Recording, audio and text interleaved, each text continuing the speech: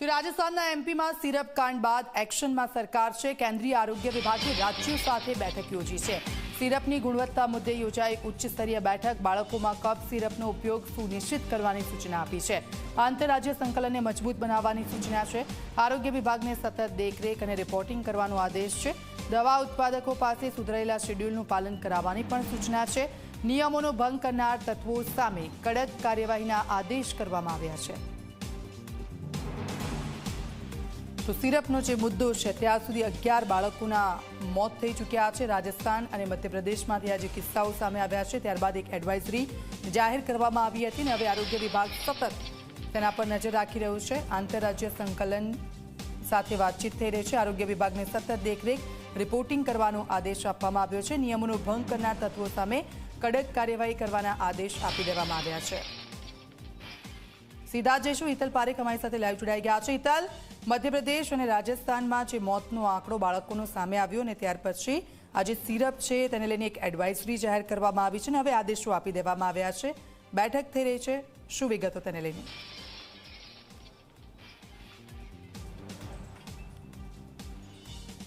जी दीक्षिता, ચોક્કસ એવું કહી શકાય જે પ્રકારે મધ્યપ્રદેશના છિંદવાડા અને રાજસ્થાનમાં કફ સિરપના કારણે બાળકોના મૃત્યુનો કેસ સામે આવ્યો તેના કારણે કેન્દ્રીય આરોગ્ય સચિવ પૂનમ શ્રીવાસ્તવ દ્વારા આ બેઠકની અધ્યક્ષતામાં બેઠક યોજવામાં આવી હતી, જેમાં તમામ રાજ્યોના સચિવ અને આરોગ્ય સચિવ અને મુખ્ય સચિવ સહિતના અધિકારીઓ હાજર રહ્યા હતા। સ્વાભાવિક છે કે જે પ્રકારની ઘટના બની છે એ ઘટનાને ધ્યાનમાં રાખીને જે કફ સિરપના ઉત્પાદકો છે તેમને પોતાનું સ્ટાન્ડર્ડ અને ગુણવત્તા જાળવવા માટેની સૂચના આપવામાં આવી છે। જો ગુણવત્તા અને સ્ટાન્ડર્ડ નહીં જાળવવામાં આવે તો તેમની સામે કડકમાં કડક કાર્યવાહી કરવામાં આવશે, એ પ્રકારનો પણ આદેશ કરવામાં આવ્યો છે। આ ઉપરાંત જોવા જઈએ તો વાલીઓ અને ડૉક્ટરોના પરિપ્રેક્ષમાં કફ સિરપ બાળકોમાં જે ઉપયોગ કરવાના છે એ ઉપયોગ જરૂરી હોય ત્યાં જ કરવો જોઈએ, એ પ્રકારનો ગાઈડલાઇન પણ આગામી દિવસોમાં કેન્દ્ર સરકાર દ્વારા બહાર પાડવામાં આવશે, એ પ્રકારની પણ સૂચના આપવામાં આવી છે। સ્વાભાવિક છે કે કફ સિરપ દરેક ખાંસીમાં કફ સિરપની જરૂર નથી રહેતી, એ પ્રકારનું કેન્દ્ર સરકારનું માનવું છે અને તેના માટે જ તેનો કફ સિરપનો ઉપયોગ છે એ સુનિશ્ચિત કરવા માટે પણ કેન્દ્ર સરકારે તમામ રાજ્યોને સૂચના આપી છે। સ્વાભાવિક છે કે જે દવાના ઉત્પાદકો છે દવાના ઉત્પાદકોને પણ જે સ્ટાન્ડર્ડ એમ છે એ જાળવી રાખવા માટેનું કહેવામાં આવ્યું છે અને જો આ સ્ટાન્ડર્ડ નહીં જળવાય તો તેમની સામે પણ કાર્યવાહી થશે। એટલે કફ સિરપના મુદ્દા પર કેન્દ્ર સરકાર જાગી છે અને ક્યાંક ને ક્યાંક જોવા જઈએ તો જે દવાના ઉત્પાદકો છે દવાના વિતરકો છે એ તમામ સામે એની ગાઈડલાઇન અને જરૂર પડે તો પગલાં ભરવાની પણ તૈયારી કેન્દ્ર સરકાર દ્વારા કરવામાં આવી છે। જી બિલકુલ, આભાર હિતલ, આપની પાસેથી અપડેટ્સ લેતા રહીશું। તો સિરપ કે જેના કારણે અત્યાર સુધી 11 બાળકોના મોત થઈ ચૂક્યા હતા અને હવે તેને લઈને રાજ્ય સરકાર પણ અલર્ટ મોડમાં આવી ગઈ છે। એક એડવાઇઝરી પણ જાહેર કરવામાં આવી હતી, ત્યારે હવે આ કફ સિરપ જે મોતની સિરપ બની છે અને અત્યાર સુધી 11 બાળકોના મોત રાજસ્થાન અને મધ્યપ્રદેશમાં થઈ ચૂક્યા છે, ત્યારે તેને લઈને તપાસ પણ થઈ રહી છે। ત્યારે વાત કરીશું આ સિરપની।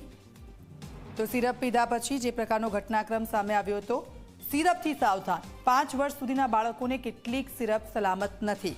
5 વર્ષ સુધીના બાળકોને કેટલીક સિરપ આપવી એ સલામત નથી। સિરપમાં રહેલું ડેક્સ્ટ્રોમેથાઇન બાળકોને તકલીફ કરાવી શકે છે। સિરપમાં રહેલું ડેક્સ્ટ્રોમેથાઇન એ બાળકને તકલીફ કરાવી શકે છે। શ્વાસ લેવામાં તકલીફ, ચક્કર, ઉલટી જેવી સમસ્યાઓ થઈ શકે છે। શ્વાસ લેવામાં તકલીફ થઈ શકે છે, અનેક સમસ્યાઓ થઈ શકે છે બાળકને। શરદી ખાંસીથી રાહત આપે પરંતુ આડઅસર તેની થઈ શકે છે। સિરપ શરદી ખાંસીથી રાહત આપે છે પરંતુ તેની આડઅસરો પણ ઘણી છે। ફ્રાન્સ, જર્મની, રશિયામાં છે કફ સિરપ પર પ્રતિબંધ। ફ્રાન્સ, જર્મની અને રશિયામાં કફ સિરપ પર પ્રતિબંધ મૂકી દેવામાં આવ્યો છે। ત્રણેય દેશમાં 15 વર્ષ સુધીના બાળકોને કફ સિરપ આપવામાં નથી આવતી। આ ત્રણેય દેશ છે જ્યાં 15 વર્ષ સુધીના જે બાળકો છે તેમને કફ સિરપ જ આપવામાં નથી આવતી। વધુ માત્રામાં સિરપથી કિડની, લીવર સહિતના અંગોને નુકસાન થાય છે। આપ જુઓ, વધુ માત્રામાં આપ જો સિરપ આપી દો છો તો તેનાથી બીજા જે અંગો છે તેને પણ નુકસાન થાય છે। હવે કેન્દ્રની માર્ગદર્શિકા શું છે? 2 વર્ષથી નાના બાળકોને સિરપ ન આપવાની સલાહ આપી છે। આજે એક કિસ્સો સામે આવ્યો છે અને ત્યાર પછી કેન્દ્ર તરફથી એક એડવાઇઝરી બહાર પાડવામાં આવી છે। બાળકોને કફ સિરપ આપતા પહેલા ડોક્ટરની સલાહ ચોક્કસથી લો। તમે તમારા બાળકોને કફ સિરપ આપો છો તો ડોક્ટરની સલાહ તમારે લેવી જોઈએ। ખાંસી અને શરદી માટે સિરપ ન આપવા માટેની અપીલ કરવામાં આવી છે। ખાંસી અને શરદી છે તો સિરપ ન આપો તેવી અપીલ કરાઈ છે। કફ સિરપ પ્રિસ્ક્રાઇબ કરવામાં તબીબોને વિવેક રાખવાની સલાહ આપવામાં આવી છે। આપ જુઓ, તબીબોને પણ પ્રિસ્ક્રાઇબ કરવામાં વિવેક રાખવાની સલાહ આપવામાં આવી છે।